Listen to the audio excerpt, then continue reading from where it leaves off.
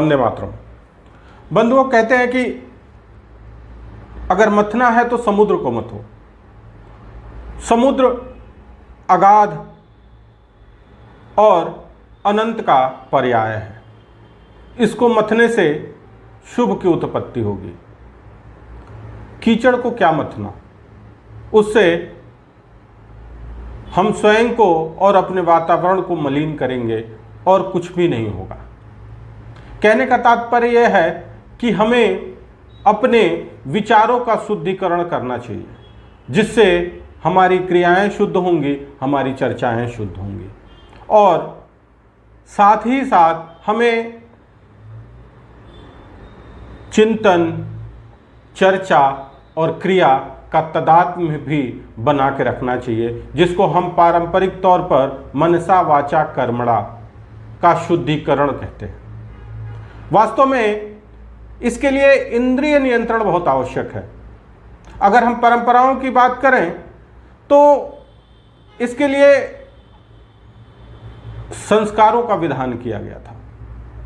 संस्कार हमारे इंद्रियों पर नियंत्रण रखने के लिए हमें क्षमतावान बनाते थे, और जिसकी वजह से हम मनसा वाचा कर्मणा इनका तदात्म या आइडेंटिकल बनाने के साथ साथ उनका शुद्धिकरण भी कर पाते थे। परंतु वर्तमान में परिस्थितियां थोड़ी बदल गई हैं। वास्तव में हम इंद्रियों के वशीभूत हो गए हैं। अब हमारी जो ज्ञानेंद्रियां हैं वो हमको कंट्रोल और रेगुलेट कर रही हैं।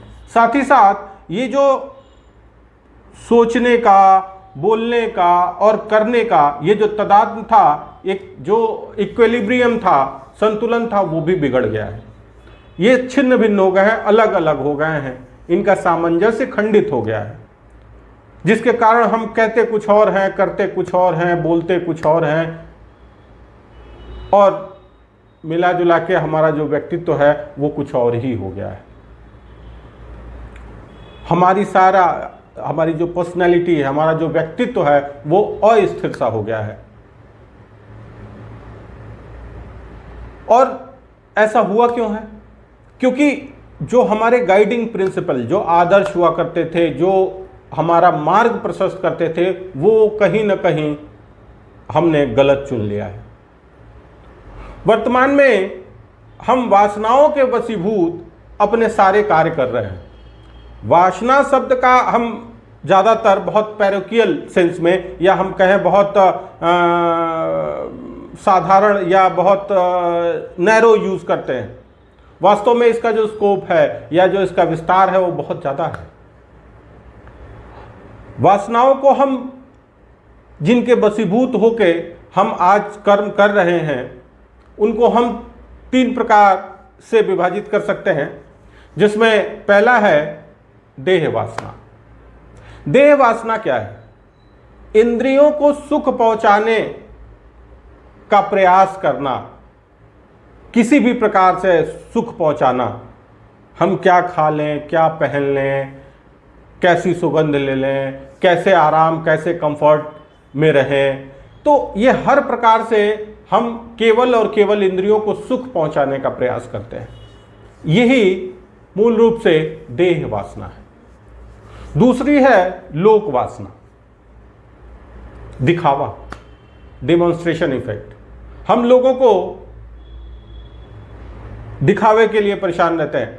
आजकल हम फंक्शन, शादी, ऐसी जगहों पे जब जाते हैं तो हमारा कहीं भी ये इच्छा नहीं रहती कि भाई कोई बहुत दिन बाद, कोई साल भर बाद मिला, कोई 2 वर्ष बाद मिला, तो एक उनसे मिलने की कुछ उत्सुकता हो, कुछ प्रसन्नता हो। नहीं, हम ये देखना चाहते हैं कि वो किस गाड़ी से आया है, क्या पहन के आया है, कैसा दिख रहा है, अपीयरेंस कैसा है, और हम उसके मुकाबले ये सारी चीज़ें कितना एक्वायर किए हैं, हमारे पास पद प्रतिष्ठा कितना है, हमारे अंडर में कितने लोग हैं, कितने लोग हमारे अधीन हैं, कहाँ कहाँ हमारी चलती है, कहाँ किसी और की चलती है,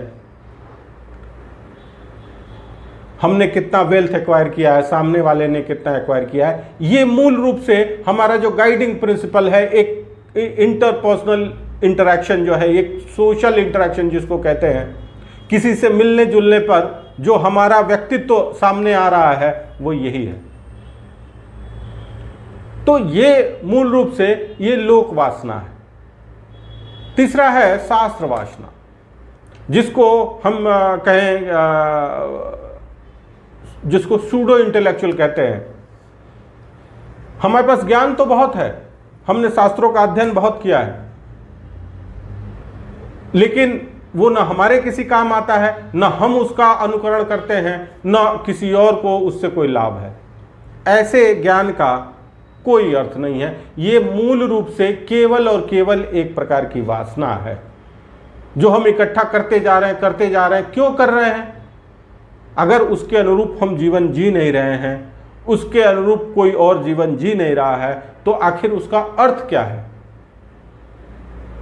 एक पॉलिटिशियन है केरल के, क्या नाम है, शशि थरूर। उनकी इंग्लिश भाषा पे पकड़ बहुत अच्छी है, बहुत अच्छी इंग्लिश बोलते हैं, पुस्तक लिखे हैं शायद, तो वो भी भाषा उनकी बड़ी अच्छी रहती है। उनका जो विषय का ज्ञान है, जो लिटरेचर का, वो किस काम का? Pseudo intellectuality.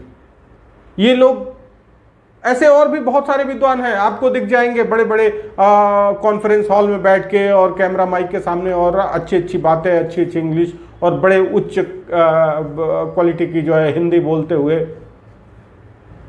बहुत बड़े बड़े महात्मा, संस्कृत के बहुत बड़े प्रकांड पंडित विद्वान। किस काम का? उनका ये ज्ञान न उनके किसी काम का है, उनके भी किसी न किसी वासना की तृप्ति में ही सहायक है। वो जो शास्त्र वासना है उनकी, एक वासना तो वो है ही, उसके साथ साथ वो लोक वासना और देह वासना में भी सहायक है, इसलिए वो उसको ढो रहे हैं। वास्तव में उस ज्ञान का, उस ज्ञान रूप में उनके लिए कोई उपयोगिता नहीं है। ज्यादातर महात्मा जो घूम रहे हैं वो भी इसी कैटेगरी में आते हैं।